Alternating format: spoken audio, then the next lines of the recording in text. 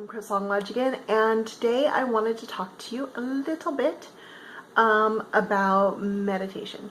And I've been kind of stewing or fermenting or percolating on this topic for a really long time now, and I had this really great conversation with my honey about it the other day, and I thought I'd go ahead and share some of those thoughts with you because it's something that really frustrates me. Now, I have a blog post on my website about this, and on my Tumblr, and probably some other places too. I'll throw a link in the description down below, and I just realized that I'm recording this vertically. That's annoying. Sorry about that. So I'm just gonna rotate this. Hold on. Aspect ratio that I'm used to. When I do readings on my phone, it's usually a vertical thing, so sorry about that. Anyways,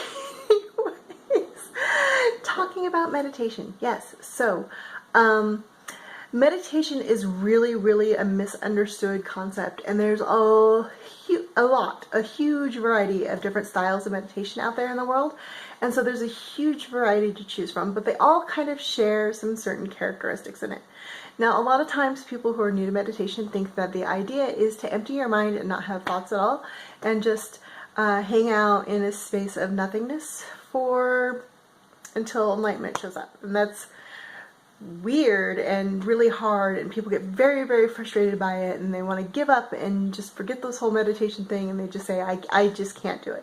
And no, of course you can't. Your brain isn't designed to do that. Even when we're sleeping, we're having dreams and stuff, like even if we don't remember them. So our brains aren't really good at being empty. So don't do that to yourself. That's just me. What meditation really is more of is kind of a hyper-focused state, and what you're hyper-focusing on is where the real variable comes in. So a lot of times this can be equated to like when an athlete or a runner or someone like that is kind of in the zone, where they're kind of just so focused on what they're doing, the running or the sport or whatever, that they let all the other thoughts and awareness of reality kind of melt away. They're no longer thinking about groceries or their terrible boss or having to get the oil changed in their car or any of that other stuff. They're only in that moment, and they're fully focused on what they're doing. That is a meditative state. And that's what you're looking for when you're going for meditation. So I think that's kind of the easiest one for us to really understand in Western society. But other examples are when you're doing some kind of boring chore. I know a lot of people say that they can get there when they're doing dishes or sweeping or vacuuming, or sometimes doing yard work is just like a nice, good, clean activity where you're just physically engaged and your mind isn't wandering to all these other things, and you're just kind of focused on what you're doing, and you're in the moment. A lot of people also describe it as most folks, not all folks, but most folks kind of have this internal narrator who narrates all their thoughts or narrates what's going on, or they're kind of narrating to themselves what they're thinking about from time to time. Well, constantly, I mean. And when you hit that meditative state, that narrator voice goes away. And you're just getting like input, action, input, action. So you're just able to bypass that whole logical word thought analysis part of things and just kind of be in the moment and move from what you're seeing and doing into reacting to what's going on and doing what you need to do. And that's kind of the state you want to be. So you can do this by doing a lot of different activities or no activities at all. It's entirely up to you. One of my favorites, of course, is dancing, because I'm a dancer and that's what I like to do. But like I said, running or going for a walk is a great one. Art is really fantastic for that, when you're just like in the moment and doing your sculpting or painting or crochet or whatever art it is you like to do. Those things can be really meditative, and they're really good for your brain as a result. Yard work or housework or those kinds of things. I had a really good example for you guys. Now I forgot it.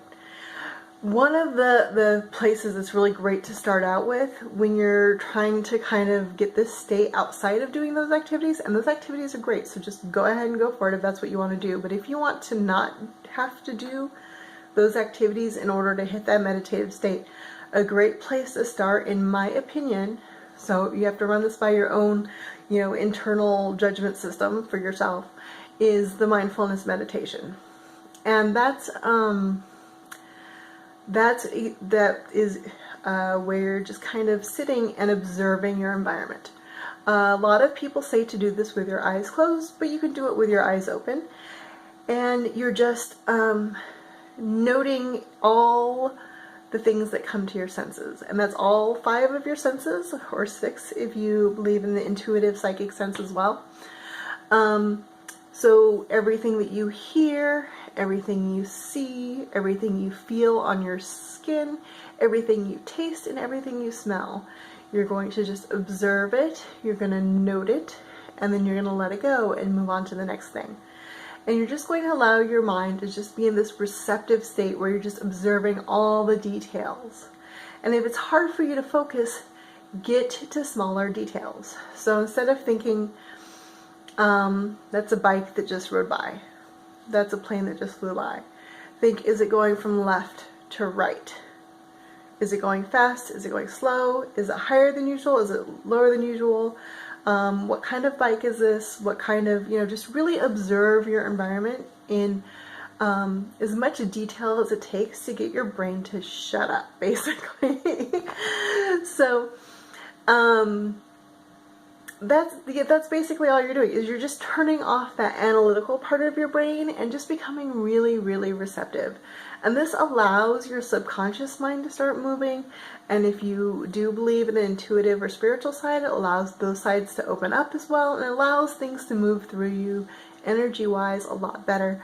And it's just a lot better for your brain for it to have a chance to relax. Now, I'm someone who suffers a lot from insomnia. And when it was really, really at its worst, and when I have the worst nights ever, I do my best to meditate instead. Scientific studies, not just like woo-woo people, but scientific folks have shown that a meditative state can actually help your body achieve some of the rest that it needs, that is usually provided by sleep. Not all of it, but some. So meditation is better than nothing, but it's not quite as good as sleep. So it can really be a great skill to have just in case you need it. And for mental health and wellness, it's really, really good to have, especially since we're over inundated with so much stimulus all the time. And our society kind of feeds that anxiety beast that we all have, and it encourages a constant worry and constant anxiety and fear of missing out, and what's this person doing, and what's that person think, and who needs what from me next, and what am I doing tomorrow, and am I staying up on things? And there are so many things to stay up on. So just having a moment to relax is really, really great. Now, some people can also achieve this state when they're reading books, which is really, really fabulous and really good for you, or also by watching TV or movies, but in like an active state and not a vegetative state, like when you're actually thinking about what you're watching and not just like staring at it and then you don't remember what happened.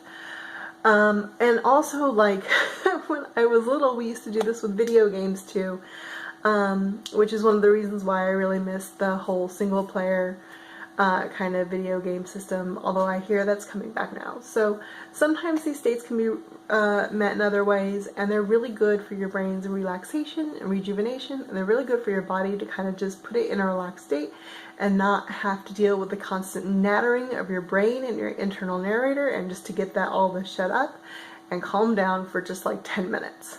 And if you have to start out with doing just 1 minute, that's fine. It's a skill. You have to learn it and you have to work up to it. So if you're not like doing a 3-hour meditation out the gate, that's totally okay. Also, guided meditations are really, really great, and that's where you listen to somebody talk you through a relaxation and into kind of a mental story that you can imagine and visualize yourself doing. and then they kind of wrap it up at the end and bring you back to your present state, which is fantastic. There's like a million of them on YouTube, so if that sounds like your jam, go check it out. So anyways, yes, this is Nathara rambling on and on about meditation and all the different ways you can do it. There are so many different ways. So if you think the meditation isn't for you, try some of these other ways, because I'm pretty sure you can do it. I hope you found this helpful, and if you did, check out some of my other videos or subscribe to my channel or just say hi. I will be back at some other point in time, and I will see you later.